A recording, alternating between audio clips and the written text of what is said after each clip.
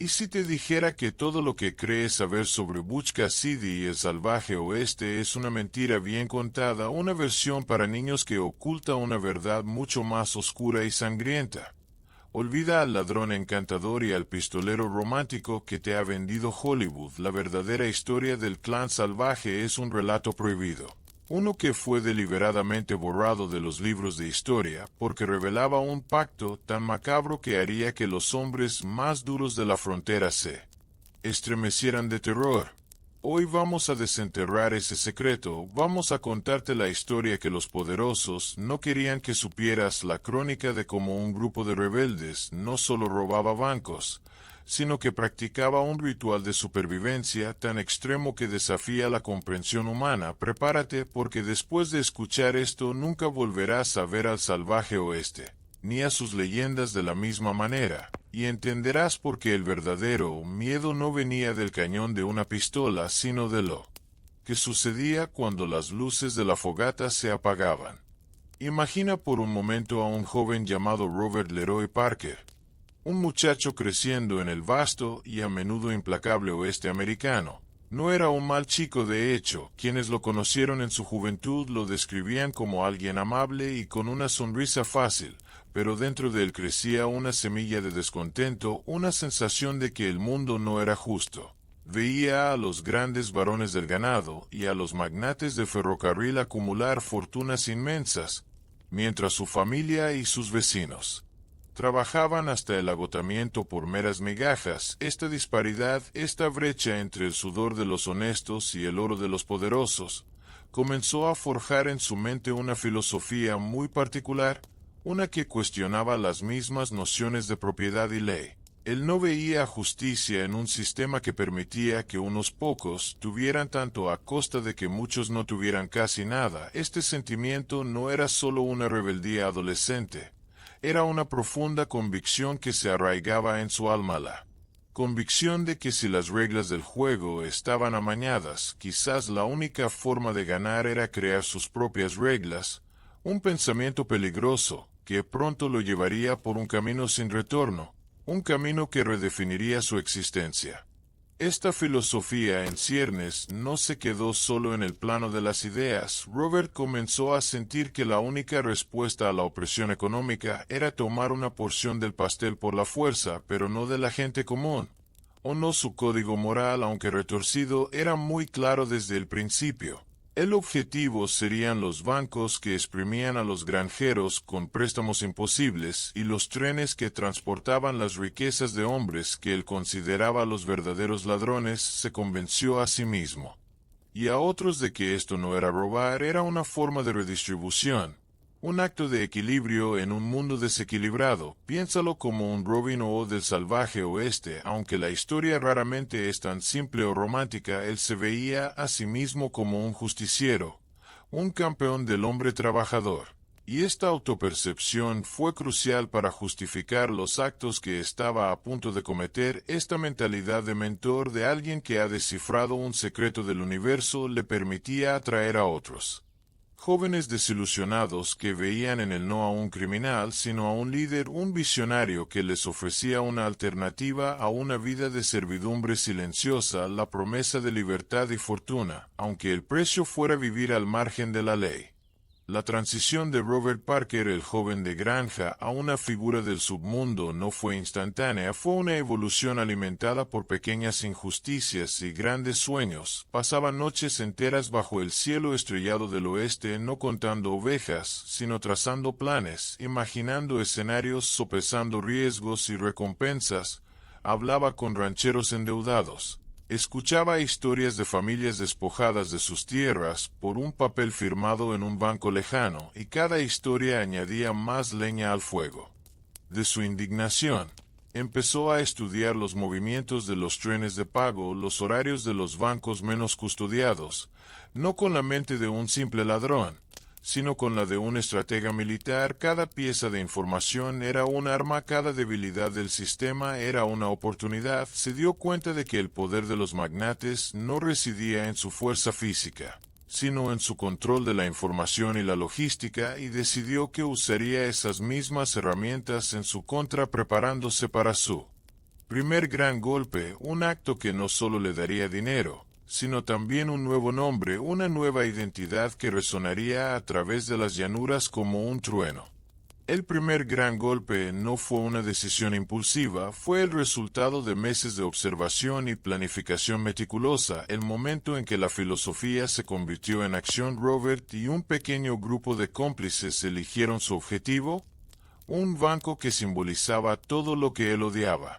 Un lugar donde el dinero de los trabajadores se convertía en ganancias para accionistas anónimos. La tensión antes del atraco era palpable, el aire mismo parecía vibrar con la anticipación y el miedo para Robert.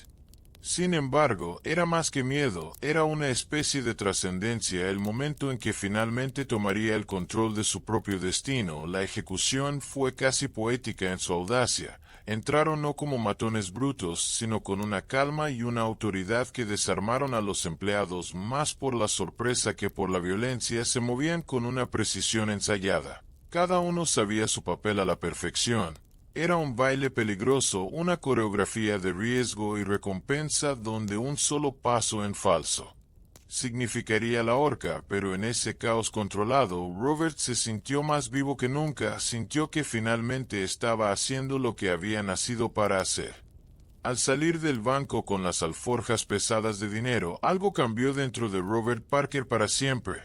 No fue solo la adrenalina del robo o la satisfacción de haber tenido éxito, fue el nacimiento de una nueva identidad en el mundo de los forajidos. Tu nombre lo es todo, y Robert Parker, el chico de granja, ya no era suficiente. Necesitaba un alias que infundiera respeto y temor, un nombre que se convirtiera en leyenda, y así bebiendo de la inspiración de un viejo mentor suyo en el arte del robo, un hombre llamado Mike Cassidy, y añadiendo un apodo que había ganado trabajando en una carnicería, Butch, nació una nueva figura, Butch Cassidy. Este nombre no era solo una máscara, era una declaración de intenciones, era el símbolo de su ruptura total con la sociedad convencional y sus reglas. Butch Cassidy no era simplemente un ladrón de bancos.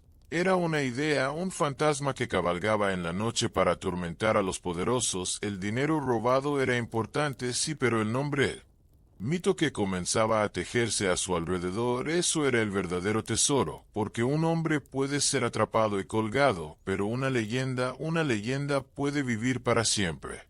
El éxito de ese primer atraco y la creación de su nuevo nombre encendieron una chispa. Butch Cassidy ya no era solo un hombre con un agravio, era un líder con un propósito y un método probado. La noticia de su audaz golpe se extendió como la pólvora por los territorios, susurrada en salones y ranchos. Los jóvenes descontentos y los veteranos curtidos en la vida dura del oeste comenzaron a ver en él algo más que un simple forajido, veían una oportunidad, una bandera bajo la cual unirse. Cassidy no reclutaba a cualquiera, buscaba hombres con habilidades específicas, pero sobre todo buscaba hombres que compartieran su visión, su desdén por la autoridad corrupta y su deseo de forjar su propio camino. No estaba formando una simple banda de ladrones, en su mente estaba construyendo un ejército, una hermandad de renegados que operarían no por codicia ciega, sino bajo un código de honor propio, una especie de empresa criminal con su propia ética y sus propias reglas.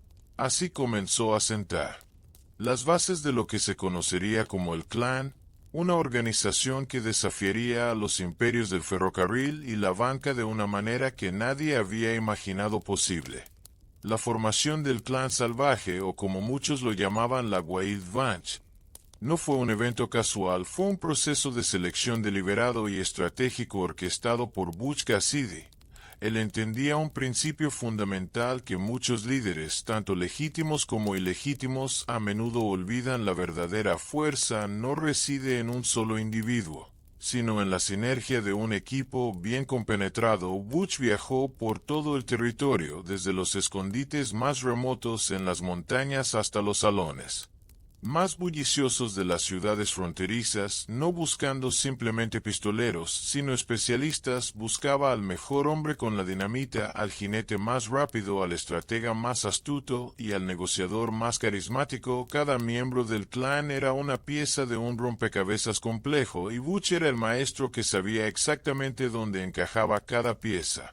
Era como un director de orquesta reuniendo a los mejores músicos del mundo para crear una sinfonía de caos y rebeldía, una sinfonía que haría temblar los cimientos del poder establecido en el salvaje oeste. Entre los hombres que reclutó había figuras que se convertirían en leyendas por derecho propio, hombres como Elsilai, su amigo más cercano y su lugarteniente de confianza, un hombre tan inteligente y calculador como el propio Butch. Estaban también Harvey Logan, conocido como Kid Curry, un pistolero de temperamento volátil y una lealtad feroz, cuya reputación por sí sola podía hacer que los guardias de un tren se lo pensaran dos veces. Y por supuesto más tarde se uniría a Harry Longavauger, enigmático Sundance Kid, cuya habilidad con el revólver solo era superada por su estoica presencia. La dinámica dentro del grupo era fascinante, no era una dictadura bajo el mando de Cassidy, funcionaba más como una democracia de forajidos, se celebraban consejos de guerra antes de cada golpe, donde se debatían las estrategias y se escuchaban todas las voces. Butch lideraba no por la fuerza o el miedo, sino por el respeto que se había ganado, su capacidad para ver el panorama general y para asegurar que todos recibieran una parte justa del botín mantenía al grupo unido, una hazaña notable en un mundo donde la traición era tan común como el polvo del camino. El verdadero genio de Butch Cassidy, y lo que diferenciaba al clan salvaje de otras bandas de la época, era su enfoque en la logística y la planificación a largo plazo. No se trataba solo de robar un banco y huir, se trataba de crear una red de seguridad, una infraestructura para el crimen. Establecieron una serie de escondites a lo largo de lo que se conoció como la Ruta de los Forajidos, una cadena de ranchos amigos, cabañas remotas y cañones impenetrables como el famoso Ole Indewell. En Wyoming, estos no eran simples lugares para esconderse, eran estaciones de reabastecimiento, donde podían descansar, cambiar de caballos frescos y planificar su próximo movimiento. Esta red les daba una movilidad y una capacidad de evasión sin precedentes, permitiéndoles desaparecer en el vasto paisaje del oeste, frustrando a los pelotones de sheriffs y a los famosos agentes de la agencia Pinkerton que comenzaban a pisarles los talones. Era un sistema empresarial aplicado al arte del atraco, una visión estratégica que los mantuvo un paso por delante de la ley durante años. La filosofía que Butch Cassidy predicaba entre los miembros del clan era simple en su superficie, pero compleja en su aplicación. Robamos a los ricos y poderosos, a los que nunca han trabajado un día en su vida, y nos quedamos con el botín. A diferencia del mito de Robin Hood, no había ninguna pretensión de repartir el dinero entre los pobres, seamos sinceros. Eran ladrones, no santos. Sin embargo, había un código, una ética interna que daba forma a sus acciones. La violencia era siempre el último recurso, no el primero. Butch prefería usar el ingenio, la sorpresa y la intimidación antes que apretar el gatillo. Creía que matar traía una atención no deseada y complicaba las cosas innecesariamente. Una muerte atraía a los marshals federales y a una persecución mucho más implacable. Esta aversión a la violencia innecesaria no era solo pragmatismo. También reflejaba una parte del carácter de Cassidy, que a pesar de su profesión conservaba un cierto encanto y una aversión a la brutalidad sin sentido, una dualidad que lo hacía aún más fascinante. Este código no escrito se convirtió en la marca registrada del clan salvaje. Cuando atracaban un tren, a menudo eran corteses con los pasajeros, les pedían disculpas por las molestias e incluso a veces bromeaban con ellos. Su objetivo eran las cajas fuertes de las compañías de express, no las carteras de los viajeros comunes. Esta reputación de ladrones caballeros les granjeó una extraña simpatía entre parte de la población que veía sus acciones como una bofetada a las odiadas compañías de ferrocarril y a los bancos. Sin embargo, no nos engañemos, esta imagen era también una herramienta estratégica. Una población local comprensiva significaba más lugares donde esconderse, más oídos que les advertirían de la llegada de la ley, y menos gente dispuesta a cooperar con las autoridades. Butch entendía el poder de la opinión pública. Incluso en los rincones más remotos del oeste, sabía que para sobrevivir No solo necesitaba ser más rápido y más listo que sus perseguidores también. Necesitaba ser a su extraña manera más querido. Pero, ¿qué hay de la segunda parte de la filosofía? Y nos quedamos con el botín. Aquí es donde el mito se encuentra con la cruda realidad. El dinero que robaban no se usaba para financiar una revolución. Se usaba para financiar su estilo de vida. Vivían bien, muy bien, para ser hombres constantemente a la fuga. Gastaban generosamente en los mejores licores, la mejor ropa y la compañía de mujeres en las ciudades que visitaban entre golpes. Este estilo de vida era parte del atractivo, la recompensa tangible por los enormes riesgos que corrían. Sin embargo, también era su talón de Aquiles. El dinero se iba tan rápido como llegaba, lo que los obligaba a planificar el siguiente atraco, creando un ciclo interminable de crimen y huida. Era una jaula de oro, una libertad comprada a un precio muy alto, la constante necesidad de mirar por encima del hombro, la imposibilidad de echar raíces o de llevar una vida normal. Y a medida que el clan se volvía más audaz y sus botines más grandes, la presión para mantener ese ciclo comenzaba a generar las primeras fisuras en su aparentemente sólida hermandad. Antes de que Butch Cassidy se convirtiera en una leyenda, existió un hombre que plantó la primera semilla oscura en su mente. Su nombre era Mickey Cassidy. No eran familia, pero Mickey se convirtió en una figura paterna para el joven Robert Parker, una figura mucho más influyente de lo que a la historia le gusta admitir. Mickey no era un simple ladrón de ganado. Era un filósofo del crimen, un hombre que había pasado años perfeccionando no solo las técnicas del robo, sino también la justificación moral detrás de él. Fue él quien le enseñó a Robert que la propiedad era una ilusión, una construcción social diseñada por los ricos para mantener a los pobres en su lugar. Le enseñó a leer las huellas en el polvo, a entender el lenguaje de los caballos y el viento, pero las lecciones más importantes fueron las que dio al calor de una fogata. Hablando en voz baja sobre la naturaleza de la ley y la injusticia, le mostró a Robert que el sistema estaba diseñado para que gente como ellos siempre perdiera, y que la única forma de rebelarse era tomar lo que legítimamente les correspondía. La influencia de Mickey Cassidy fue más allá de la mera filosofía, fue profundamente práctica. Mickey era un maestro del disfraz y la evasión, y le enseñó a Robert cómo cambiar de apariencia, cómo crear una nueva identidad con solo un cambio de ropa y una historia bien contada. Le mostró cómo estudiar un objetivo, cómo encontrar sus debilidades y cómo planificar una operación con precisión militar. Pero la lección más macabra y fundamental que Mickey le impartió fue una que raramente se cuenta: la lección de la supervivencia a cualquier costo. En el mundo de Mickey no había lugar para el sentimentalismo. Si un miembro de la banda se convertía en un lastre o en un riesgo, debía ser eliminado. Sin dudarlo, esta fría lógica, este pragmatismo brutal, se arraigó profundamente en Butch, aunque lucharía contra esa parte de sí mismo durante toda su vida. Fue la primera vez que entendió que el camino que estaba eligiendo tenía reglas mucho más duras y sangrientas que las del mundo que pretendía dejar atrás, un oscuro presagio de las decisiones que tendría que tomar en el futuro. El nombre Cassidy que Robert adoptó no fue solo un homenaje, fue una herencia, la asunción de un manto. Al tomar el nombre de su mentor, Butch estaba aceptando también su visión del mundo, una visión cínica pero extrañamente liberadora. Se estaba graduando de aprendiz a maestro, listo para aplicar las lecciones de Mickey en una escala mucho mayor. La sombra de Mickey Cassidy se cerniría sobre todas las acciones futuras de Butch, desde la meticulosa planificación de sus atracos hasta la forma en que manejaba la disidencia dentro de su propio clan. Años más tarde, cuando el clan salvaje estaba en la cima de su poder, Butch a menudo se encontraba pensando en las palabras de su viejo mentor, recordando esas lecciones aprendidas en la soledad de las montañas, lecciones sobre la naturaleza humana, la codicia y la supervivencia, y se daría cuenta de que, para bien o para mal, se había convertido en la encarnación perfecta de la filosofía de Mickey.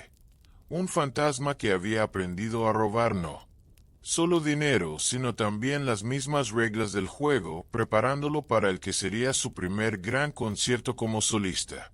El atraco al San Miguel Valley Bank en Telluride, Colorado, en el año 1889, no fue el primer robo de Butch Cassidy, pero fue su obra maestra el golpe que lo catapultó de ser un ladrón competente a una verdadera leyenda del oeste de Telluride. No era un objetivo fácil, era una ciudad minera en auge llena de hombres rudos y dinero nuevo. Y su banco era considerado una fortaleza, pero Butch no vio un obstáculo, vio un desafío, una oportunidad para demostrar su genio. Pasó semanas en la ciudad, no como un forajido al acecho, sino como un potencial inversor, un hombre de negocios interesado en las minas locales. Se alojó en el mejor hotel, comió en los mejores restaurantes y charló con los notables de la ciudad, incluyendo al propio presidente del banco. Estaba recopilando información de la manera más audaz posible a plena vista, utilizando su encanto y su carisma como sus mejores herramientas de espionaje. Nadie sospechó del afable extraño que hacía preguntas tan inteligentes sobre la seguridad y los horarios de transporte del dinero. El plan que urdió fue de una elegancia y una audacia impresionantes. No se basaba en la fuerza bruta, sino en la sincronización y el conocimiento del terreno. Sabía exactamente cuándo llegaría un gran cargamento de la nómina de los mineros, sabía qué día y a qué hora la seguridad sería más laxa y, lo más importante, había planeado la ruta de escape con una precisión milimétrica. A diferencia de otros forajidos que simplemente huían a todo galope, Butch había organizado una carrera de relevos.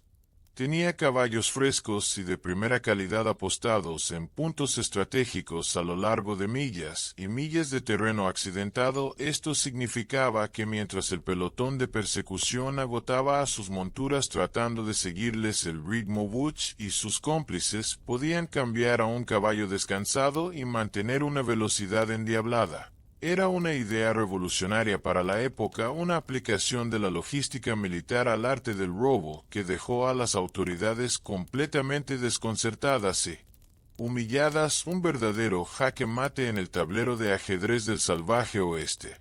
El día del atraco fue un espectáculo de profesionalismo frío. Mientras uno de sus socios mantenía a los empleados a raya dentro del banco, Butch, con su característica calma, vaciaba la caja fuerte llevándose más de $20,000, una fortuna inimaginable en aquellos días. La salida fue tan limpia como la entrada. Montaron en sus caballos y se despidieron de la ciudad con una lluvia de disparos al aire, más por celebración que por necesidad, y entonces comenzó la verdadera genialidad, la carrera de relevos. El pelotón del sheriff, formado rápidamente, se lanzó en una persecución furiosa, pero estaban condenados desde el principio. Cada vez que creían que estaban a punto de alcanzar a los ladrones, estos desaparecían en el horizonte impulsados por caballos frescos. Era como intentar atrapar el viento. La frustración y el agotamiento pronto se apoderaron de los perseguidores, que tuvieron que abandonar la casa y regresar a Telluride con las manos vacías y la cola entre las piernas. Butch Cassidy no solo había robado su dinero, les había robado su dignidad, demostrando que estaba jugando en una liga completamente diferente. Las secuelas del atraco de Telluride fueron un terremoto en el mundo de la ley y el orden del oeste. La noticia se esparció como un incendio forestal, llevada por los telégrafos y los periódicos a cada rincón del país. El nombre de Butch Cassidy, antes susurrado en ciertos círculos, ahora era gritado desde los titulares. Se convirtió en el hombre más buscado de Colorado. Y pronto del oeste entero, los banqueros y los magnates del ferrocarril, furiosos y humillados, pusieron una recompensa sustancial sobre su cabeza, una cifra que tentaría a cualquier cazarrecompensas o ciudadano desesperado. De repente, cada rostro amigo podía ser un traidor en potencia, cada posada un posible lazo. La libertad que el dinero robado le había comprado venía con un precio invisible pero omnipresente: la paranoia. Butch y sus hombres tuvieron que dominar el arte de la invisibilidad, moviéndose de noche, evitando las rutas principales y confiando en una red de simpatizantes que habían cultivado cuidadosamente. La huida ya no era solo una parte del atraco, se había convertido en su estado natural de existencia. La persecución que se desató no tenía precedentes. No se trataba solo de un sheriff local y sus ayudantes, las asociaciones de banqueros y las compañías de ferrocarril contrataron a los mejores rastreadores y a los más temidos agentes de la Agencia Nacional de Detectives Pinkerton, hombres que eran tan implacables y astutos como los propios forajidos. Estos agentes no jugaban según las reglas, eran conocidos por su tenacidad y su disposición a doblar la ley para conseguir a su Umbrella. Cacería se convirtió en un juego mortal del gato y el ratón a través de miles de millas cuadradas de desiertos, montañas y cañones. Butch tuvo que usar todo su ingenio para mantenerse un paso por delante, utilizaba disfraces, creaba pistas falsas y a menudo retrocedía sobre sus propias huellas para confundir a sus perseguidores. Era una guerra psicológica tanto como física. Una batalla de ingenio librada en el vasto y solitario paisaje del oeste americano, una prueba constante de su temple y de la lealtad de sus hombres. En medio de esta cacería implacable, Butch perfeccionó su sistema de escape, convirtiéndolo en una forma de arte. La carrera de relevos con caballos frescos se convirtió en su firma, pero añadió nuevas capas de complejidad, estableció contactos con rancheros en áreas remotas que, por simpatía o por dinero, le proporcionaban no solo monturas, sino también información vital sobre los movimientos de los pelotones de búsqueda. Aprendió a usar el terreno a su favor, llevando a sus perseguidores a laberintos de cañones sin salida o a través de desiertos áridos, donde solo él conocía la ubicación de las fuentes de agua ocultas. Se convirtió en un fantasma, una leyenda que parecía capaz de desvanecerse en el aire. Para muchos en la frontera, que ya desconfiaban de los bancos y los ferrocarriles, Butch Cassidy no era un villano, era un héroe popular, un astuto embaucador que se burlaba de la autoridad corrupta, y cada escape exitoso solo servía para hacer crecer su leyenda y la frustración de sus enemigos, que empezaban a darse cuenta de que no estaban cazando a un hombre sino a una sombra. Para sobrevivir a la cacería más grande del oeste, el clan salvaje necesitaba un santuario, un lugar tan inaccesible y defendible que ni los más valientes agentes de la ley se atrevieran a entrar, y encontraron ese lugar. Se llamaba Ollendale Wall. No era un solo escondite, sino una vasta región de cañones remotos y pasos de montaña en Wyoming, cuyo acceso principal era un estrecho sendero en una pared de roca roja, un verdadero agujero en la pared. Este lugar se convirtió en el corazón del imperio criminal de Butch Cassidy. Era más que un simple refugio, era una comunidad de forajidos, una pequeña república de renegados con sus propias leyes y su propio código de honor. Dentro de sus muros naturales, los hombres más buscados del país podían relajarse, contar su dinero, planificar nuevos golpes y vivir una vida relativamente normal, lejos de las miradas indiscretas de la ley. Era su utopía y su fortaleza, el lugar donde la leyenda del clan salvaje se forjó en piedra y pólvora. La vida en Ollendale Wall era una extraña mezcla de camaradería rústica y tensión latente. Durante meses los forajidos vivían en cabañas de troncos o incluso en cuevas, cazaban para alimentarse, cuidaban de sus caballos y participaban en competiciones de tiro y carreras. Era como un campamento de verano para criminales, donde se forjaban amistades y alianzas. Se contaban historias al calor del fuego, se compartían técnicas y se planeaban los próximos movimientos con una sensación de seguridad casi absoluta. Butch Cassidy, con su carisma natural, actuaba como el alcalde no oficial de esta comunidad, mediando en disputas, organizando la defensa y asegurándose de que el espíritu de cooperación prevaleciera sobre la naturaleza egoísta de muchos de sus habitantes. Sin embargo, bajo la superficie de esta camaradería, siempre existía la conciencia de que cada hombre allí tenía un precio por su cabeza y que la traición, aunque impensable dentro de los muros del cañón, era una amenaza constante en el mundo exterior. Pero Ollendale Wall guardaba secretos más oscuros que simples planes de robos. Era un microcosmos de la brutalidad necesaria para sobrevivir al margen de la ley. Los recién llegados eran observados de cerca, su lealtad puesta a prueba de maneras sutiles pero implacables. Un rumor de que alguien estaba hablando demasiado en una ciudad cercana podía significar una desaparición silenciosa, un accidente de casa del que nadie hacía preguntas. Butch, a pesar de su aversión a la violencia, entendía que la seguridad de su santuario dependía de una disciplina de hierro y de una reputación de retribución rápida y final. El lugar también se convirtió en un centro neurálgico para el mercado negro del oeste, donde el ganado robado se remarcaba y se vendía, y donde el botín de los atracos se lavaba a través de una red de comerciantes y rancheros corruptos. Era una operación empresarial sofisticada, oculta bajo la apariencia de un simple escondite de forajidos, una prueba más del genio organizativo de Cassidy, que había creado no solo una banda, sino un verdadero ecosistema criminal, un mundo dentro de otro mundo con sus propias y sangrientas reglas. Dentro de la aparentemente unida hermandad del clan salvaje bullía una compleja red de políticas internas, una danza constante entre la confianza ciega y la sospecha corrosiva. Imagina un consejo de administración donde todos los miembros son genios en su campo, pero también son volátiles egocéntricos y están armados hasta los dientes.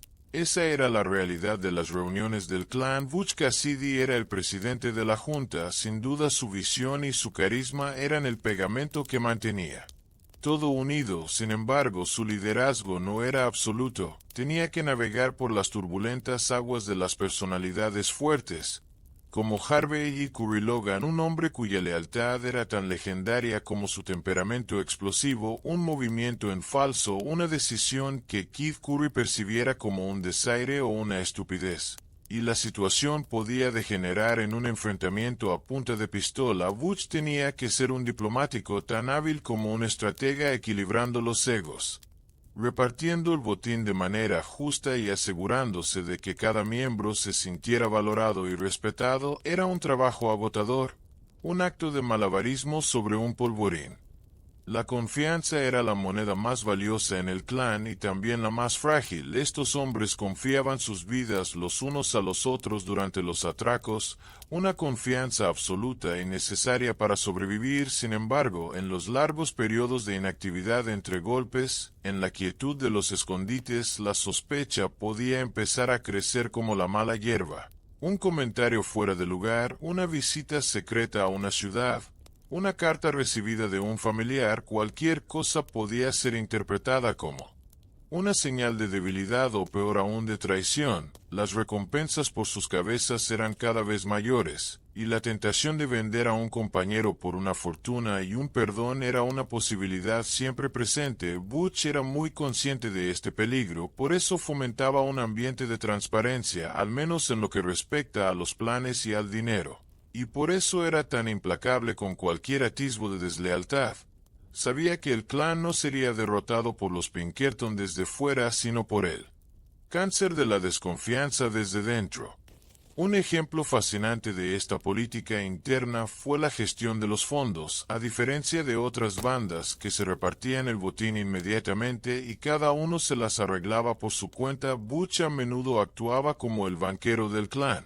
Guardaba una parte del dinero para gastos comunes como la compra de información, el soborno a funcionarios o la ayuda a las familias de los miembros que caían en desgracia. Esta tesorería centralizada era una idea brillante, ya que aseguraba la viabilidad a largo plazo de la organización, pero también colocaba a Butch en una posición de poder inmenso y de vulnerabilidad. Cualquier miembro paranoico podría empezar a pensar que Butch se estaba quedando con una parte mayor, que estaba creando su propio fondo de jubilación secreto. Butch tuvo que manejar esta situación con una honestidad casi fanática, manteniendo libros abiertos y discutiendo cada gasto con sus lugartenientes. Era una lección de liderazgo en las circunstancias más extremas. Demostrar que la confianza, una vez ganada, debe ser mantenida y nutrida cada día, especialmente cuando todos a tu alrededor tienen una razón para dudar de ti. En medio de esta compleja dinámica de poder y paranoia, apareció una figura que cambiaría el destino del clan para siempre: Harry Longabaugh, más conocido como el Sundance Kid, Su llegada no fue la de un simple recluta más, fue la de una estrella en ascenso que se unía a un equipo de campeones. Sundance no era como los demás, era callado, enigmático y poseía una calma glacial que contrastaba fuertemente con el temperamento explosivo de hombres como Kid Curry. Pero su tranquilidad era engañosa. Era la calma del depredador seguro de su poder, era sin duda alguna el pistolero más rápido que Butch había conocido, su habilidad con el revólver era legendaria, casi mítica, se decía que podía desenfundar, disparar y acertar a una moneda en el aire antes de que ésta tocara el suelo. La unión de la mente estratégica de Butch y la pistola de Sundance fue como la fusión de dos elementos primordiales, la creación de una fuerza de la naturaleza que parecía imparable. La alianza entre Butch y Sundance no se basó solo en el respeto profesional, rápidamente se convirtió en una profunda amistad. Una de las más famosas del salvaje oeste eran el yin y el yang. Butch era el hablador, el encantador, el hombre de las ideas y los planes audaces. Sundance era el hombre de acción silencioso, el ejecutor letal.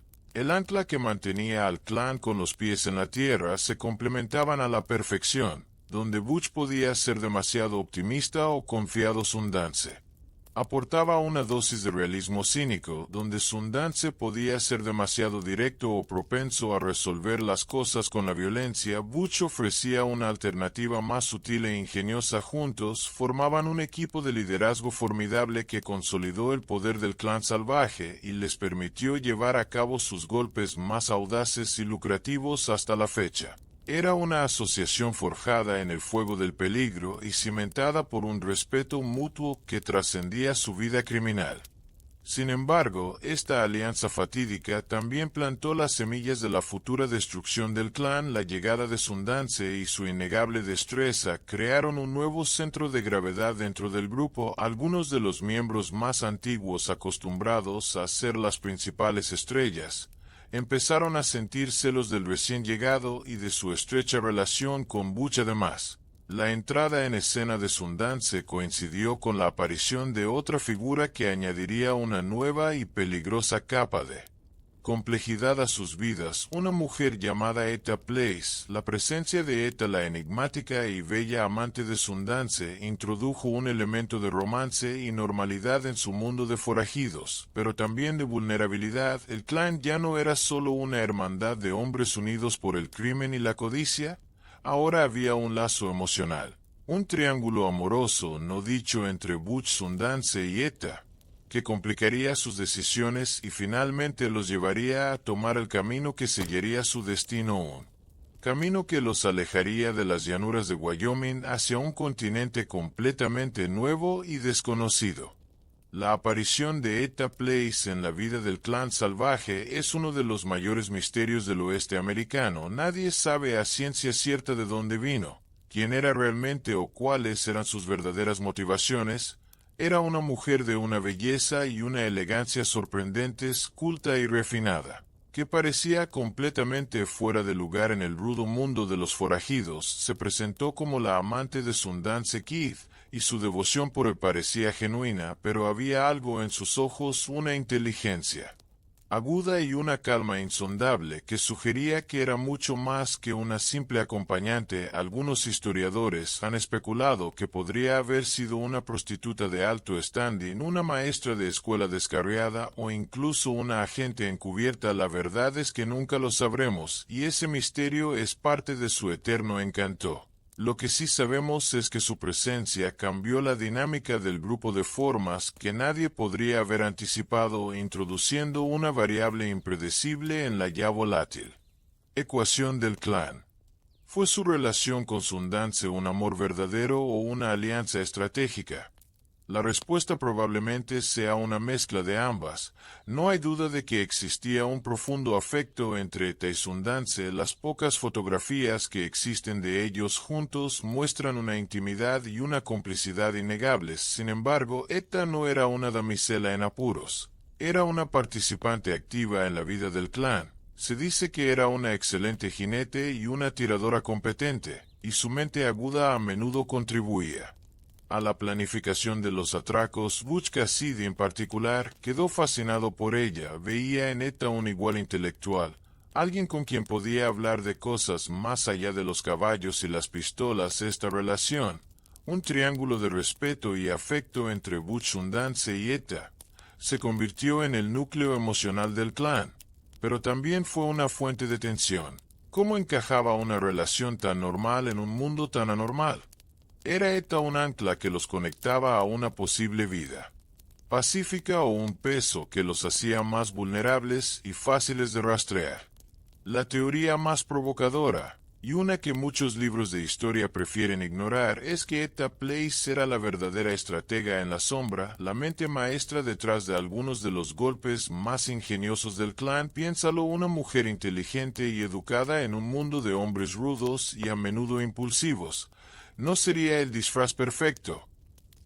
Podría moverse en la alta sociedad, recopilar información en lugares donde Butch o Sundance nunca podrían entrar y pasar completamente desapercibida. Hay indicios que apoyan esta idea, como su participación en el viaje a Nueva York antes de huir a Sudamérica, donde posaron como una familia adinerada.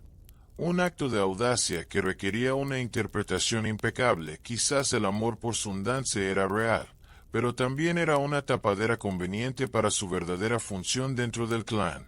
Tal vez Butch y Sundance no eran solo sus protectores, sino también sus lugartenientes en un juego mucho más grande y complejo de lo que nadie imaginaba. Una idea que convierte a Etta Place de una simple figura romántica a una de las criminales más brillantes y subestimadas de la historia. Con la consolidación del trío Butch Sundance Etta en su núcleo, el clan salvaje se sintió invencible y decidieron llevar a cabo el que sería su golpe más famoso y audaz: el atraco al tren de la Union Pacific cerca de Tipton, Wyoming. Este no fue un robo improvisado, fue una producción teatral de alto riesgo, una declaración de su supremacía sobre la ley y el orden.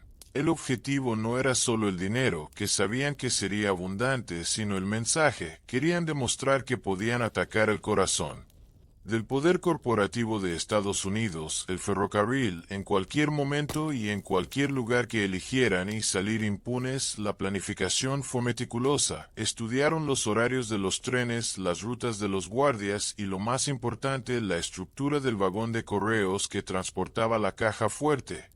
No iban a perder el tiempo con herramientas rudimentarias. Tenían un arma secreta, la dinamita, y no tenían miedo de usarla.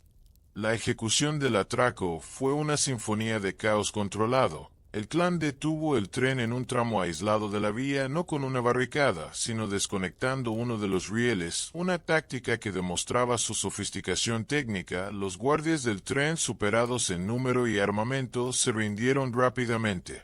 El verdadero desafío era la caja fuerte del vagón de correos. El empleado a cargo, valiente pero insensato, se negó a abrirla. Aquí es donde la mayoría de las bandas habrían recurrido a la violencia o se habrían dado por vencidas, pero el clan salvaje tenía un plan B. Utilizaron una carga de dinamita, pero su primer intento fue demasiado potente. La explosión no solo abrió la caja fuerte, sino que destruyó el vagón casi por completo, enviando una lluvia de billetes y monedas por todo el paisaje desértico. La imagen es casi cómica. Los forajidos más temidos del oeste arrastrándose a cuatro patas en la oscuridad, recogiendo frenéticamente el dinero esparcido por su propio error de cálculo. Una muestra de que incluso los mejores planes pueden salir mal de la manera más inesperada. A pesar del contratiempo explosivo, el atraco fue un éxito rotundo. Escaparon con decenas de miles de dólares, dejando atrás un tren destrozado y a una compañía de ferrocarriles enfurecida. Este golpe fue la gota que colmó el vaso. La Union Pacific y otras corporaciones poderosas pusieron toda su influencia y recursos en un solo objetivo: la aniquilación total del clan salvaje. Ya no se trataba de una simple cuestión de aplicación de la ley. Se había convertido en una guerra privada, una vendetta corporativa. Contrataron a los mejores agentes de la Pinkerton, hombres como el legendario Charlie Siringo, y les dieron carta blanca. El mensaje era claro: encontradlos y no necesariamente tenéis que traerlos vivos. El atraco de Tipton fue el cenit de la audacia del clan, pero también marcó el principio del fin. Habían despertado a un gigante dormido, y ahora la cacería se volvería personal, implacable y global, empujándolos hacia un destino que nunca habían imaginado en sus sueños. Más salvajes. La Agencia Nacional de Detectives Pinkerton no era una fuerza policial común. Eran un ejército privado, la organización de seguridad más grande y temida del mundo en esa época. Su lema era "Nunca dormimos", y se lo tomaban muy en serio cuando los magnates del ferrocarril, hartos y humillados por la audacia del clan salvaje, les dieron luz verde para acabar con ellos. La naturaleza del juego cambió por completo. Ya no se trataba de evadir a sheriffs locales o a marshals con recursos limitados. Ahora se enfrentaban a una corporación de cazadores de hombres con un alcance nacional, casi ilimitado presupuesto y una red de espías e informantes que se extendía por todo el país. Los Pinkerton eran pioneros en técnicas de investigación criminal, como la recopilación de fotografías de sospechosos, la creación de perfiles criminales y el uso de agentes encubiertos. Eran tan metódicos, tan implacables y tan inteligentes como el propio Butch Cassidy, y ahora toda su atención estaba centrada en él. La cacería se volvió profundamente personal. Los Pinkerton no solo querían capturar al clan, querían desmantelar su leyenda, destruir su reputación de ladrones caballeros, y exponerlos como los criminales violentos que ellos creían que eran. Comenzaron a inundar el oeste con carteles de "Se busca", no solo con los nombres y las recompensas, sino también con descripciones detalladas y a menudo exageradas de sus crímenes. Crearon una campaña de propaganda filtrando historias a los periódicos, que pintaban al clan como asesinos despiadados, con la esperanza de erosionar el apoyo popular que disfrutaban. El agente más famoso asignado al caso, Charlie Siringo, era un ex-cowboy que se había convertido en un maestro del disfraz y la infiltración. Pasó años viviendo entre forajidos, aprendiendo sus costumbres, sus rutas y sus secretos, con el único propósito de acercarse lo suficiente al clan salvaje como para destruirlo desde dentro. Era una guerra de sombras donde la información era el arma más letal. Butch y el clan sintieron el cambio de presión casi de inmediato. Sus escondites seguros ya no lo eran tanto. Sus contactos y simpatizantes comenzaron a mostrarse nerviosos, temerosos de las represalias de los Pinkerton, que eran conocidos por su capacidad de intimidación. La vida a la fuga se volvió aún más estresante. Cada nuevo rostro en un salón era un posible agente, cada oferta de ayuda una posible trampa. La red que Butch había construido con tanto esmero comenzaba a deshilacharse bajo la presión constante. Los Pinkerton no perseguían a sus objetivos, los acosaban, los desgastaban psicológica y emocionalmente, sabiendo que un hombre cansado y asustado comete errores. Y el clan salvaje, a pesar de toda su audacia y brillantez, estaba compuesto por hombres, no por dioses. La tensión constante comenzó a hacer mella en ellos, llevándolos a tomar decisiones más arriesgadas, más desesperadas. Y fue esta desesperación la que finalmente los condujo a su primer gran error, una grieta en su hasta entonces impenetrable armadura.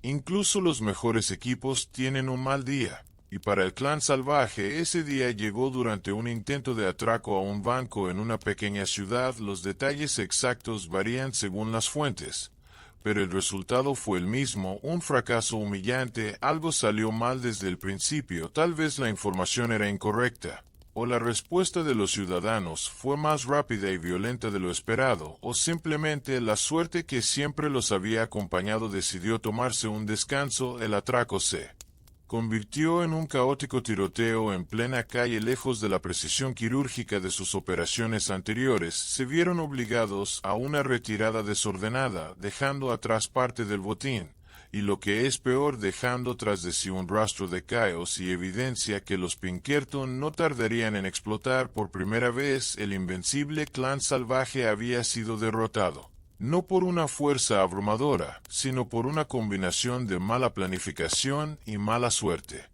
Las consecuencias de este fracaso fueron mucho más allá de la pérdida de dinero o prestigio. Fue un golpe devastador para la moral del grupo. La confianza en el liderazgo de Butch, hasta entonces incuestionable, comenzó a ser susurrada en las sombras. Hombres como Kid Curry, cuyo enfoque siempre había sido más directo y violento, empezaron a cuestionar los métodos demasiado inteligentes de Butch, argumentando que si hubieran entrado disparando desde el principio, el resultado habría sido diferente. Las primeras grietas serias en la unidad del clan comenzaron a aparecer. El fracaso expuso su vulnerabilidad, les recordó que no eran invencibles, que podían ser derrotados, que podían morir. Esta realización, combinada con la presión implacable de la persecución de los Pinkerton, creó un ambiente de recriminación y desconfianza. La camaradería forjada en el éxito comenzó a agriarse en la adversidad y los lazos que los unían empezaron a parecer peligrosamente frágiles.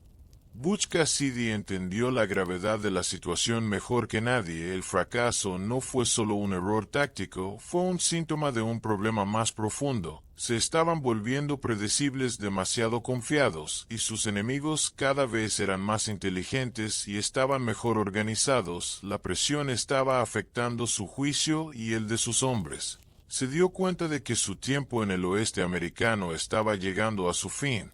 El juego había cambiado. Las vastas extensiones de tierra que antes ofrecían un refugio seguro ahora estaban siendo cercadas por el telégrafo, el ferrocarril y la ley. La era del forajido romántico estaba muriendo, y si no se adaptaban morirían con ella. El atraco fallido fue una llamada de atención, una señal inequívoca de que necesitaban un plan de salida, una estrategia radicalmente nueva. Este pensamiento, nacido de la humillación del fracaso, sería el catalizador que los impulsaría a considerar lo impensable, abandonar el único mundo que conocían y buscar un nuevo comienzo en un lugar lejano y exótico, un lugar llamado Sudamérica.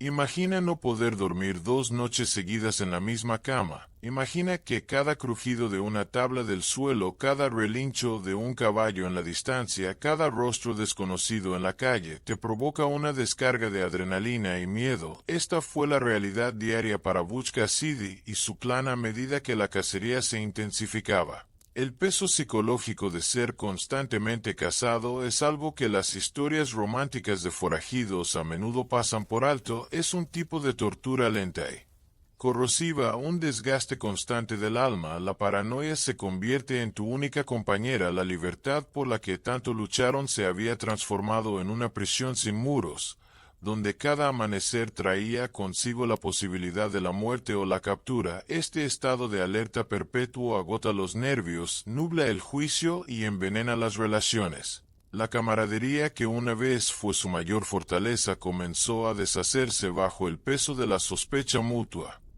¿Quién sería el primero en quebrarse? ¿Quién vendería a sus amigos por un puñado de plata y una noche de sueño tranquilo?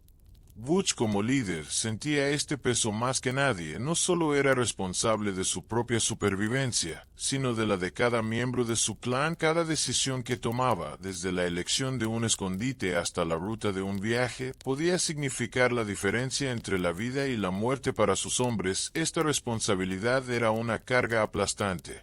Veía cómo la tensión afectaba a sus amigos, como el antes jovial Sundance Kid se volvía más silencioso y sombrío, como el volátil Kid Curry estaba siempre al borde de una explosión de violencia. La presión lo obligaba a estar constantemente pensando, siempre 3 pasos por delante de sus cazadores y de la posible implosión de su propio grupo. Empezó a beber más, no por placer, sino para callar los demonios de la duda y el miedo que lo atormentaban en las largas y solitarias noches. La sonrisa fácil y el encanto que lo habían hecho famoso se convirtieron en una máscara cada vez más difícil de mantener, ocultando a un hombre acorralado y cansado de huir.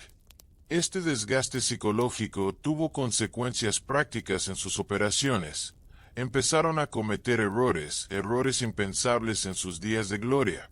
Olvidaban detalles cruciales en la planificación, tomaban riesgos innecesarios o reaccionaban de forma exagerada ante situaciones inesperadas. El instinto de supervivencia, cuando se sobrecarga, puede volverse contra ti. La mente desesperada por encontrar una salida puede llevarte a tomar decisiones impulsivas y peligrosas. Era un círculo vicioso.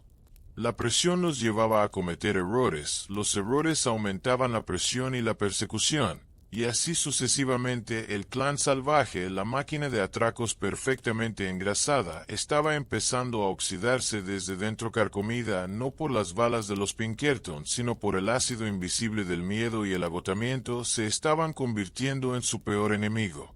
Y Butch lo sabía, sabía que si no cambiaban drásticamente de rumbo, su destino no sería un glorioso tiroteo final, sino una patética desintegración en la desconfianza y la locura. En toda cadena siempre hay un eslabón más débil, y en el mundo de los forajidos ese eslabón suele ser el que canta. La presión constante de los Pinkerton combinada con las crecientes recompensas finalmente hizo lo inevitable. Uno de los miembros del clan, o al menos un asociado cercano, se quebró. La historia no es clara sobre quién fue exactamente el primero en traicionarlos a gran escala. Algunos apuntan a un miembro menor capturado y presionado, otros a un ranchero amigo que decidió que el dinero de la recompensa valía más que su lealtad. Sea quien fuere, la traición fue un golpe devastador. De repente, los Pinkerton ya no estaban siguiendo rastros fríos, tenían información de primera mano, conocían sus rutinas, sus escondites secretos, sus planes futuros. La red de seguridad que Butch había construido con tanto cuidado fue rasgada de un solo golpe. El enemigo ya no estaba solo afuera. Ahora tenía un mapa del interior de su fortaleza. La traición tuvo un efecto paralizante en el clan. La paranoia, que antes era un sentimiento latente, ahora se convirtió en una certeza manifiesta. Si uno podía traicionarlos, cualquiera podía. Empezaron a mirarse unos a otros con nuevos ojos, buscando cualquier señal de engaño. Las conversaciones se volvieron tensas y crípticas. Las antiguas bromas y la camaradería desaparecieron, reemplazadas por un silencio pesado y acusador. Butch intentó mantener al grupo unido, pero era como tratar de sujetar agua con las manos. La confianza, una vez rota de forma tan espectacular, es casi imposible de reparar. Esta traición interna fue más efectiva que cualquier bala. Logró lo que pelotones de sheriffs no habían podido. Desintegró la unidad y el espíritu del clan salvaje. Los convirtió de una hermandad en un grupo de individuos asustados, cada uno pensando principalmente en su propia supervivencia, un estado mental que es el preludio de la aniquilación total. Butch Cassidy se enfrentó a la lección más dura de su vida como líder, una que su oscuro mentor Mike Cassidy le había advertido años atrás: la inevitabilidad de la traición en su línea de trabajo. Se dio cuenta de que su ideal de una hermandad de forajidos basada en el honor era en última instancia una fantasía romántica. En un mundo donde la única ley es la supervivencia, la lealtad tiene un precio, y los Pinkerton estaban dispuestos a pagarlo. Esta amarga realización lo cambió para siempre. Se volvió más cínico, más duro, y tomó una decisión que marcaría un punto de no retorno. El eslabón débil, una vez identificado, tenía que ser eliminado, no por venganza, sino por pura necesidad estratégica. La noticia de que el clan salvaje castigaba la traición con la muerte se extendería, y quizás eso haría que otros se lo pensaran dos veces. Fue una decisión terrible, el momento en que el ladrón caballero tuvo que abrazar plenamente la oscuridad de su profesión, un acto que lo atormentaría por el resto de sus días y lo empujaría aún más rápido hacia la idea de escapar, de huir a un lugar donde nadie conociera su nombre ni los pecados que había cometido para protegerlo. En el apogeo de su paranoia, y mientras la soga de los Pinkerton se apretaba, el clan salvaje cometió el error más increíblemente arrogante y fatal de su carrera. Un acto de hubris que desafía toda lógica. Cansados de huir y queriendo celebrar un atraco exitoso, Butch, Sundance, Curry y otros miembros principales del clan viajaron a Fort Worth, Texas, una ciudad bulliciosa donde esperaban pasar desapercibidos. Pero no se conformaron con gastar su dinero en salones y burdeles. Decidieron hacer algo que sellaría su destino, decidieron hacerse una fotografía de estudio juntos. Los 5 forajidos más buscados de América se vistieron con sus mejores galas, trajes elegantes y sombreros de bombín, y posaron para un retrato de grupo como si fueran respetables hombres de negocios. Es un acto tan audaz y tan estúpido que resulta casi cómico. Una bofetada en la cara de la ley. Un desafío lanzado al universo, como si dijeran: aquí estamos, venid a por nosotros si os atrevéis. ¿Qué los llevó a cometer semejante locura? Hay varias teorías. Algunos dicen que fue simple y pura arrogancia, se sentían intocables, habían burlado a la ley durante tanto tiempo que empezaron a creer en su propia leyenda, a pensar que eran más listos que todos sus perseguidores juntos. Otros sugieren que fue una especie de broma interna, un recuerdo para su jubilación. La foto de la junta directiva de su empresa criminal. Una teoría más oscura postula que fue un acto de desesperación, un grito de reconocimiento, como si una parte de ellos quisiera ser recordada e inmortalizada, incluso si eso significaba la captura. Cualquiera que fuera la razón, la decisión fue catastrófica. El fotógrafo, orgulloso de su trabajo, colocó la elegante foto en el escaparate de su estudio, y allí, a la vista de todos, estaba el retrato de los hombres más buscados del país, una invitación abierta para que cualquier ciudadano observador o agente de la ley se hiciera rico y famoso de la noche a la mañana. El acto de posar para esa foto revela una profunda contradicción en la psique de Butch Cassidy y sus hombres. Por un lado, eran maestros del sigilo y la evasión, expertos en vivir en las sombras y no dejar rastro. Por otro lado, poseían un ego descomunal, un deseo de fama y reconocimiento que chocaba directamente con su necesidad de anonimato. Querían ser leyendas, pero no entendieron que las leyendas son más poderosas cuando permanecen en el reino del mito y el rumor. Al permitir ser capturados en una imagen tan clara y nítida, se despojaron de su aura de misterio. Se convirtieron en hombres de carne y hueso, con rostros identificables y características reconocibles. Ya no eran fantasmas que cabalgaban en la noche, eran criminales con nombre y hora, con rostro. La fotografía de Fort Worth no fue solo un error estratégico, fue un suicidio simbólico, la muerte voluntaria de su activo más valioso, su invisibilidad, un error que ni toda la inteligencia de Butch podría deshacer. No pasó mucho tiempo antes de que un agente de la ley con buena memoria viera la fotografía en el escaparate y se diera cuenta de quiénes eran esos hombres de negocios tan elegantes. La noticia voló por los cables del telégrafo hasta las oficinas de la agencia Pinkerton. Para los detectives, que llevaban años persiguiendo sombras, fue como si les hubiera tocado la lotería. De repente, tenían una herramienta de un poder incalculable, copias de alta calidad del rostro de sus presas. El fin del anonimato fue inmediato y brutal. Los Pinkerton imprimieron miles de copias de la fotografía y las distribuyeron por todo el país y más allá. Las pegaron en cada oficina de correos, en cada estación de tren, en cada salón. Las enviaron a agencias de policía de todo el mundo. El clan salvaje ya no podía esconderse a plena vista. Su disfraz de ciudadanos comunes había sido arrancado para siempre. Cada vez que entraban en una ciudad, corrían el riesgo de que alguien cualquiera los reconociera y diera la alarma.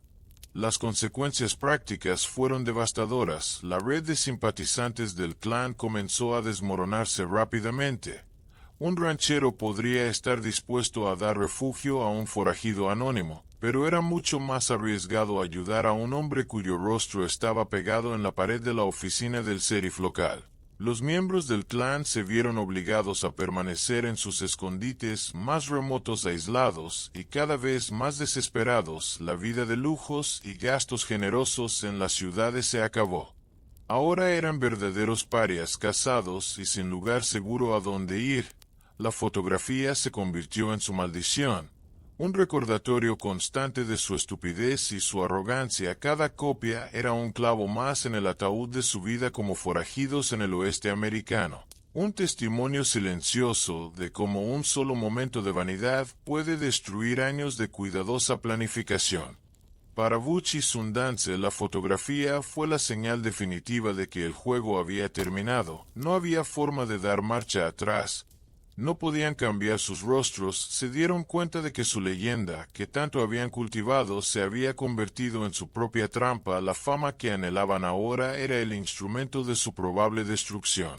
Fue en este momento de máxima presión y desesperación cuando la idea de huir a Sudamérica dejó de ser una fantasía lejana y se convirtió en un plan de supervivencia urgente y necesario. Tenían que ir a un lugar donde sus rostros no fueran conocidos, donde los carteles de Se Busca no hubieran llegado todavía, un lugar donde pudieran empezar de cero. La fotografía de Fort Worth no solo aceleró el fin de su carrera en Estados Unidos, sino que los catapultó hacia el último y más trágico capítulo de sus vidas. Un exilio forzado del que nunca regresarían del todo.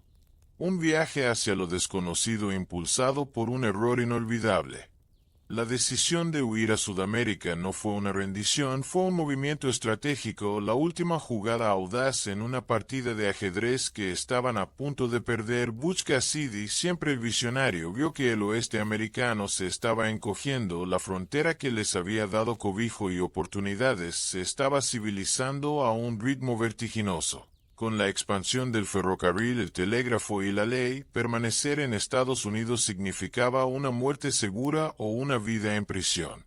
Sudamérica, por otro lado, representaba lo que el oeste había sido 30 años antes, un vasto territorio escasamente poblado, con gobiernos débiles y una frontera abierta llena de oportunidades para hombres audaces y con pocos escrúpulos. Era la promesa de un nuevo comienzo. La oportunidad de dejar atrás los nombres de Butch y Sundance y convertirse de nuevo en Parker y Longabau, rancheros respetables, en una tierra nueva y prometedora, era una apuesta enorme, pero era la única que les quedaba. El plan fue meticulosamente orquestado por el trío central Butch, Sundance y la enigmática Etta Place. Viajaron a Nueva York, el corazón del sistema que habían combatido durante años, y se sumergieron en él. Se alojaron en hoteles de lujo, compraron ropa cara y posaron como una familia adinerada. Etta, con su elegancia y cultura, jugó un papel crucial en este engaño. Fue ella quien probablemente manejó las transacciones bancarias y los preparativos del viaje, demostrando una vez más que era mucho más que la simple amante de Sundance. Este periodo en Nueva York es fascinante, los forajidos más buscados del oeste viviendo a lo grande en la ciudad más cosmopolita del mundo, justo debajo de las narices de sus perseguidores. Finalmente, en febrero de 1901, abordaron un vapor con destino a Buenos Aires, Argentina, dejando atrás sus leyendas, sus crímenes y el único hogar que habían conocido. Era un salto al vacío, una huida hacia un futuro incierto. La elección de Argentina no fue casual. Butch había leído folletos que promocionaban el país como una tierra de oportunidades ilimitadas para la ganadería. El gobierno argentino estaba activamente buscando colonos para poblar la vasta y salvaje región de la Patagonia, un lugar que en muchos aspectos se parecía al Wyoming que tanto amaban. La idea era simple y seductora: comprar un rancho, criar ganado y vivir el resto de sus vidas en paz como hombres de bien. Era el sueño de la jubilación, la fantasía final de todo forajido, la oportunidad de colgar las pistolas y convertirse en el tipo de hombre respetable contra el que una vez se habían rebelado. Por un tiempo parecía que realmente podrían lograrlo. Por un tiempo el fantasma de la fotografía de Fort Worth y los agentes de Pinkerton parecían haberse quedado atrás, a miles de kilómetros de distancia, en otro mundo, en otra vida. Al llegar a la Patagonia argentina, Butch, Sundance y Etta encontraron un paisaje que les resultaba extrañamente familiar: vastas llanuras barridas por el viento, montañas escarpadas en la distancia, y un cielo inmenso y abierto. Con el dinero de sus últimos atracos, compraron una hermosa parcela de tierra en la provincia de Chubut y construyeron un rancho próspero. Se hicieron conocidos entre sus vecinos otros colonos de diversas nacionalidades, como Santiago Ryan, Sundance, Enrique Place, Butch y la señora Place. Eran considerados ciudadanos modelo, trabajadores honestos y buenos vecinos, participaban en la vida social de la pequeña comunidad, asistían a bailes y ayudaban a otros rancheros. Por primera vez en muchos años vivieron una vida normal, una vida sin tener que mirar constantemente por encima del hombro. Parecía que el sueño se había hecho realidad, que los forajidos habían muerto y los rancheros habían nacido. Durante casi 4 años vivieron esta idílica existencia, el rancho prosperó, y se ganaron una reputación de integridad y trabajo duro. Butch o Enrique incluso mantuvo correspondencia con su familia en Estados Unidos, expresando su felicidad y su satisfacción con su nueva vida. Escribió sobre sus esperanzas de vender el rancho con ganancias y quizás mudarse a un lugar aún más tranquilo. Era como si la vida criminal hubiera sido solo una pesadilla lejana, un capítulo cerrado de un libro. Polvorientos se permitieron el lujo de bajar la guardia, de creer que habían escapado de su pasado, que su identidad secreta estaba a salvo en ese rincón remoto del mundo. Disfrutaron de la paz, la rutina y la simple alegría de construir algo con sus propias manos, en lugar de tomarlo por la fuerza. Fue un interludio de calma y felicidad. Un breve y brillante momento en el que el sueño de la redención pareció al alcance de la mano. Sin embargo, un hombre no puede escapar de su propia naturaleza tan fácilmente. La vida de un ranchero es dura y a menudo monótona, especialmente para hombres acostumbrados a la adrenalina y a la riqueza rápida. Fue suficiente la paz de la Patagonia para saciar el espíritu inquieto de Butch y Sundance. Además, el pasado tiene una forma de resurgir cuando menos te lo esperas. A pesar de su aislamiento, el mundo se estaba haciendo más pequeño. La noticia de la presencia de 2 yanquis misteriosamente ricos en la Patagonia finalmente llegó a oídos de la gente adecuada, o más bien de la gente equivocada. Un agente de Pinkerton, al ver una carta que Butch había enviado a casa, reconoció la caligrafía. La cacería, que parecía haber terminado, estaba a punto de reanudarse, y el pacífico sueño argentino estaba a punto de convertirse en una pesadilla, demostrando la vieja verdad de que puedes huir de tus enemigos, pero nunca puedes huir de ti mismo. La noticia de que los Pinkerton habían descubierto su paradero en Argentina llegó como un rayo en un día claro, destruyendo la frágil paz que habían construido. Un sheriff local amigo de Butch le advirtió que una orden de arresto estaba en camino. De repente el sueño se derrumbó, la idílica vida de ranchero se evaporó, y volvieron a ser lo que siempre habían sido. Fugitivos. Tuvieron que tomar una decisión rápida. Se quedarían a luchar enfrentándose a una extradición casi segura y a la horca en Estados Unidos, o volverían a huir. La elección fue dolorosa pero inevitable. Vendieron el rancho a toda prisa y volvieron a sumergirse en las sombras, pero esta vez la huida fue diferente. Estaban en una tierra extraña, sin la red de apoyo que tenían en el oeste, y lo más importante, el dinero se estaba acabando. La vida de forajido, que parecía un fantasma del pasado, volvió a presentarse como la única opción viable para sobrevivir. Dicen que la cabra siempre tira al monte, y para Butch y Sundance el monte eran los bancos. Con sus recursos menguando y la ley pisándoles los talones, recurrieron a lo único que sabían hacer bien: planificar y ejecutar atracos. Su primer gran golpe en Sudamérica fue al Banco de Londres y Tarapacá, en Río Gallegos, a más de 700 kilómetros al sur de su rancho. Fue un regreso a la forma clásica, un atraco audaz y bien planeado que les reportó una suma considerable y los volvió a poner en el mapa, pero esta vez en el mapa de los criminales más buscados de Sudamérica. El patrón se repitió: atracos seguidos de largas huidas a través de las vastas y despobladas extensiones de Argentina y Chile. La vida de paz había terminado, reemplazada de nuevo por el ciclo adictivo y destructivo de la adrenalina, el dinero fácil y la paranoia constante. La tentación de volver a ser Butch y Sundance había sido demasiado fuerte. Fue durante este periodo que Etta Place tomó una decisión que la envolvería en un misterio aún mayor. Cansada de la vida a la fuga, o quizás enferma, o simplemente dándose cuenta de que el sueño había muerto para siempre, decidió regresar a Estados Unidos. Butch y Sundance la acompañaron hasta Buenos Aires, y en algún momento de 1906 Se despidieron de ella, nunca más se la volvió a ver con certeza. Su desaparición es tan enigmática como su aparición. Algunas teorías dicen que murió poco después, otras que se instaló bajo una nueva identidad y vivió una larga vida. Su partida marcó el fin del trío y el comienzo del último y más oscuro capítulo para Butch y Sundance. Sin la influencia estabilizadora de ETA, los dos hombres se sumergieron aún más en una espiral de crimen y desesperación. Dos fantasmas solitarios en un continente que se estaba volviendo cada vez más hostil. Sin ETA y perseguidos sin tregua a través de Argentina y Chile, Butch y Sundance tomaron una decisión fatal.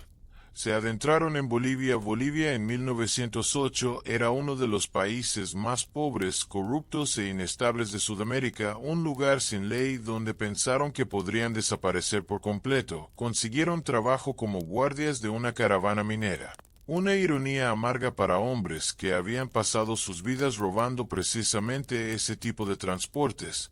Pero su reputación los precedía y la noticia de la presencia de dos yanquis peligrosos pronto llegó a oídos de las autoridades locales. El cerco final comenzó a cerrarse en el pequeño y polvoriento pueblo minero de San Vicente, un lugar desolado y olvidado en lo alto de los Andes.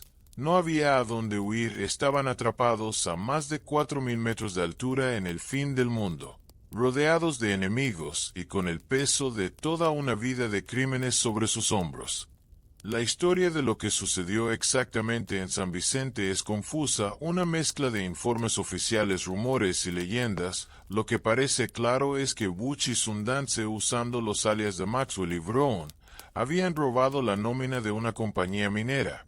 El botín era relativamente pequeño, pero el acto fue la gota que colmó el vaso para las autoridades bolivianas. Un pequeño destacamento del ejército boliviano, avisado de su presencia en San Vicente, rodeó la humilde pensión donde se alojaban. El sol se ponía sobre las áridas montañas andinas tiñendo el cielo de colores sangrientos, un presagio del drama que estaba a punto de desarrollarse dentro de la pequeña habitación de adobe. Los dos forajidos más famosos del mundo se encontraron cara a cara con su destino, sin escapatoria posible, sin caballos frescos esperándolos, sin un plan ingenioso. Solo dos hombres cansados contra un mundo que finalmente los había acorralado. El tiroteo comenzó al anochecer. Un intercambio esporádico de disparos en la fría y delgada atmósfera de los Andes. Los soldados bolivianos, sin saber exactamente a quiénes se enfrentaban, eran cautelosos. Butch y Sundance, atrincherados en su habitación, lucharon con la desesperación de animales acorralados. Pero a medida que la noche avanzaba y sus municiones disminuían, la situación se volvió insostenible. Según el informe oficial boliviano, en medio de la noche se escucharon dos disparos desde dentro de la habitación, seguidos de un silencio sepulcral. Cuando los soldados finalmente entraron al amanecer, encontraron los cuerpos de los dos hombres. Uno, presumiblemente Sundance, yacía con una herida de bala en la cabeza, mientras que el otro, Butch, tenía una herida similar y la pistola aún en la mano. La conclusión fue inmediata. Uno de los hombres había matado a su compañero herido para evitarle el sufrimiento de la captura, y luego se había quitado la vida, un final sombrío y desesperado para una vida de audaz rebeldía. La versión oficial de las muertes de Butch Cassidy y Sundance Kid en San Vicente, un pacto suicida en medio de un tiroteo, es la historia que ha pasado a los anales. Es un final poético y trágico digno de una leyenda de Hollywood. Sin embargo, desde el mismo momento en que la noticia llegó a Estados Unidos surgieron las dudas. La historia se basaba únicamente en el informe de las autoridades bolivianas, no hubo testigos presenciales independientes del momento final y los cuerpos fueron enterrados rápidamente en una tumba sin marcar en el cementerio local. Esta falta de pruebas contundentes abrió la puerta a un torrente de especulaciones y teorías alternativas que han perdurado durante más de un siglo. ¿Murieron realmente Butch y Sundance en Bolivia? ¿O fue esa la última y más grande de sus desapariciones? Un engaño maestro para finalmente dejar atrás su pasado para siempre. Las teorías que sugieren que sobrevivieron son numerosas y persistentes. Varios familiares y amigos de Butch y Sundance afirmaron haberlos visto o recibido correspondencia de ellos muchos años después de 1908. La hermana de Butch, Lula Parker Betenson, escribió un libro en el que afirmaba que su hermano regresó a Estados Unidos y vivió bajo un alias William T.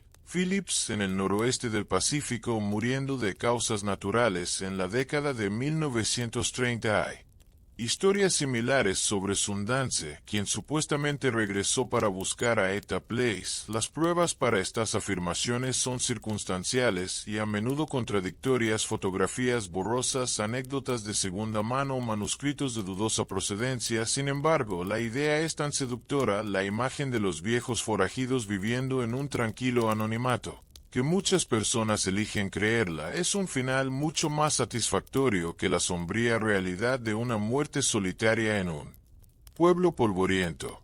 Los intentos modernos de resolver el misterio utilizando la ciencia forense han sido igualmente frustrantes. En la década de 1990, un equipo de antropólogos forenses, incluido el famoso Clyde Snow, exhumó los restos de la tumba en San Vicente, donde se creía que estaban enterrados Butch y Sundance. El análisis de ADN de los restos, sin embargo, no coincidió con el de los descendientes de los forajidos. ¿Significa esto que escaparon? No necesariamente. Podría significar que fueron enterrados en otro lugar, que los restos se habían deteriorado demasiado, o simplemente que la tumba exhumada no era la correcta. El resultado no probó su supervivencia, simplemente añadió otra capa de incertidumbre al misterio. La verdad sobre lo que realmente sucedió en esa habitación en San Vicente sigue enterrada bajo el polvo del tiempo y la leyenda, dejando que cada uno de nosotros decida qué final prefiere para la historia. Ahora adentrémonos en el territorio de lo prohibido, en las historias que no se cuentan en los libros de historia convencionales, en los susurros que se compartían alrededor de las fogatas y que eran demasiado oscuros para ser repetidos a la luz del día. Se dice que en el corazón del clan salvaje existía un secreto, un pacto macabro que unía a sus miembros más cercanos de una manera mucho más profunda que la simple camaradería o la codicia. Este pacto no tenía que ver con el dinero ni con la lealtad, tenía que ver con la supervivencia en sus términos más brutales y primarios, una regla no escrita que se activaba solo en las circunstancias más desesperadas, cuando la comida escaseaba y la ayuda estaba a semanas de distancia. En los inviernos más duros de las montañas rocosas, una regla que borraba la última línea entre el hombre y la bestia. La leyenda susurra que este pacto era una forma de canibalismo de supervivencia, una idea tan horrenda que hiela la sangre. Imagina al clan atrapado por una ventisca en uno de sus remotos escondites de Olaine Wall, sin comida, con los caballos muertos y sin esperanza de rescate. La ley del oeste era dura, pero el hambre es una ley aún más antigua y poderosa. El pacto supuestamente establecido por el cínico mentor de Butch, Mickey Cassidy, dictaba que si la situación se volvía insostenible, se echarían a suertes y el perdedor se convertiría en el sustento de sus compañeros, no por malicia, sino como el último acto de sacrificio para asegurar la supervivencia del grupo. Es una historia grotesca, pero en el contexto de un mundo donde la vida era barata y la supervivencia lo era todo, tiene una lógica terrible y retorcida, una extensión extrema del pragmatismo brutal que definía al clan. No hay pruebas documentales de este pacto, por supuesto, es el tipo de secreto que muere con los hombres que lo guardan, pero hay indicios, extrañas desapariciones de miembros menores del clan durante inviernos particularmente duros, historias de viajeros que encontraban campamentos abandonados con signos de una violencia extraña e inexplicable, y la propia reputación de hombres como Keith Curry, cuya capacidad para la brutalidad parecía no tener límites. Es posible que la famosa aversión de Butch Cassidy a la violencia fuera una reacción a los horrores que se vio obligado a presenciar o incluso a participar en su juventud. Quizás su sueño de una vida pacífica en Argentina no era solo una huida de la ley, sino una huida de los recuerdos de los actos que había tenido que cometer para sobrevivir, un intento de lavar una mancha que no era solo de pólvora, sino de algo mucho más oscuro y primario. Este secreto prohibido, sea real o solo una leyenda macabra, añade una nueva y aterradora dimensión a la historia del clan salvaje, sugiriendo que el verdadero horror no siempre viene del cañón de una pistola, sino de las profundidades del corazón humano cuando se le empuja más allá de todos sus límites. La pregunta de si Butch Cassidy sobrevivió a Bolivia y regresó a los Estados Unidos es más que una simple curiosidad histórica, es la clave para entender su legado. Si murió en San Vicente, su historia es una tragedia clásica, la de un rebelde carismático que vivió rápido, murió joven y dejó un cadáver legendario. Su vida se convierte en una advertencia sobre la inevitabilidad del fracaso cuando te enfrentas al sistema.